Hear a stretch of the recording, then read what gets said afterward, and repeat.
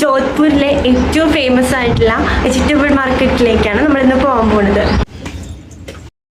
അപ്പോൾ video ഇഷ്ടമാവണം, subscribe ചെയ്ത് കൂടെ കൂട്ടണേ. ചേച്ചിയുടെ കൂടെയായിട്ടോ നമ്മളിന്ന് മാർക്കറ്റിലേക്ക് പോകുന്നത്. നമ്മുടെ എയർഫോഴ്സ് സ്റ്റേഷനിൽ നിന്ന് ഏകദേശം അരമണിക്കൂറിൻ്റെ യാത്രയുണ്ടാവും സബ്ജി മണ്ടിയിലേക്ക്.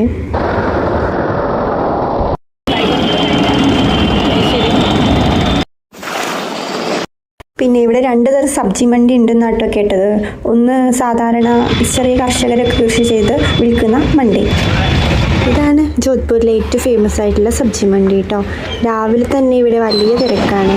രാജസ്ഥാനിലെ പല സ്ഥലങ്ങളിൽ നിന്നുള്ള കർഷകർ പുതിയ തരം പച്ചക്കറികളൊക്കെ ഇവിടെ കൊണ്ടുവന്ന് വിൽക്കും കേട്ടോ. ചില്ലറ വ്യാപാരികൾ ഇവിടെ നിന്നാണ് സാധനങ്ങൾ വാങ്ങി കടയിലേക്ക് കൊണ്ടുപോകുന്നത്. അപ്പോൾ ജോധ്പൂരിലെ ഏറ്റവും തിരക്കേറിയ മാർക്കറ്റിലൊന്നാണ് ഈ സബ്ജി മണ്ടി.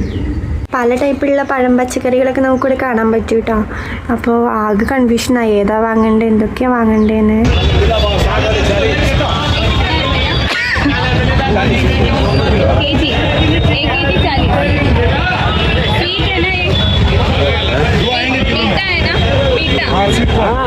വലുതായിട്ടുണ്ട്.